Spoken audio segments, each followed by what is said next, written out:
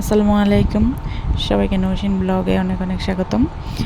সবাই কেমন আছেন? আমি আলহামদুলিল্লাহ অনেক ভালো আছি। তো আজকে আপনাদের সাথে শেয়ার করব আমার নানু বাড়ি যাওয়ার একটি ভিডিও।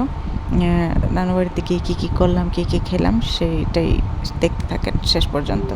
তো নানু বাড়িতে গিয়ে সবাইকে একটু হাই হেলো দিয়ে নিচ্ছিলাম। প্রায় 1 বছর পর নানু বাড়িতে গিয়েছি, অনেকগুলো দিন পর। আগে অনেক যাওয়া হতো, এখন আর তেমন খুব একটা যাওয়া হয় না।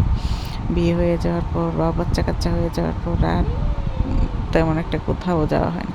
তো গিয়ে নানা দেখি শুয়ে আছে, নানা অসুস্থ ছিল, নানাকেই দেখতে গিয়েছি। তো নানার সাথে একটু কথাবার্তা বলে তারপর ফ্রেশ ট্রেশ হয়ে নানুর কাছে চলে এসেছি। দেখি রান্না বান্না করতেছে, নুডলস রান্না করতেছে, মুরগির মাংস রান্না করতেছে, আর অনেক কিছু রান্না করেছিল, সেগুলো আগেই শেষ হয়ে গেছে। গরুর মাংস রান্না করেছে, মাছের তরকারি, চাপার চাশনি, আর অনেক কিছু। তো গিয়ে আমাদের নাস্তা পানি দিয়ে দিল, শরবত দিল, নুডলস দিল, এগুলো খেয়ে নিলাম। আর রুটি, কলা, কেক এগুলো দিয়েছিল, খাইনি এগুলো। তো আমরা একটু বসে রেস্ট করছিলাম, টিভি দেখছিলাম। এর মধ্যে আমার ভাইও চলে এসেছিলো। তারপর দুপুরে খাওয়া দাওয়া শুরু। তো পোলাও দিয়ে মুরগির মাংস খাচ্ছিলাম। তো পোলাওটা খুব একটা পছন্দ হয় না, তাও একটু খেয়েছি। তারপর অল্প পোলাও খেয়ে একটু ভাত খেয়েছিলাম। তো অনেক অনেক আইটেম, এত তো খাওয়া যায় না, অল্প খেয়েই পেট ভরে যায়। তো কী খেলাম দেখতে থাকেন। আর আমি ভাত দিয়ে চাপার চাশনি দিয়ে খেয়েই পেট ভরে গিয়েছিলো। চাপার চাশনিটা এত মজা হয়েছিল, কুমড়ো পাতা দিয়ে বানায়, অনেক মজা হয়েছিল।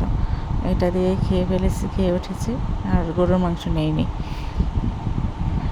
তারপর বিকেলবেলা আমার আম্মু, আমার ভাইয়ের বউ, আন্টি চলে যাচ্ছিলো, আমি আর আমার ছোটো বোন থেকে গিয়েছিলাম। অনেক দিন পরে এসেছি, আর যেতে ইচ্ছে করলো না, থেকে গেলাম। তো বিকালে বৃষ্টি পড়ে একটু রংধনু উঠেছিল, তাই দেখানোর চেষ্টা করছিলাম, কিন্তু ক্যামেরাতে আসেনি।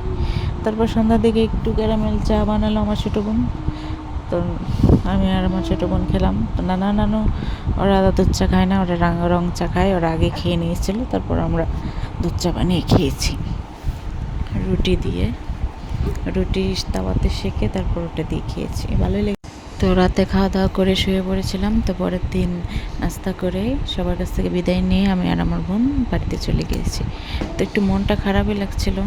তো ধন্যবাদ সবাইকে।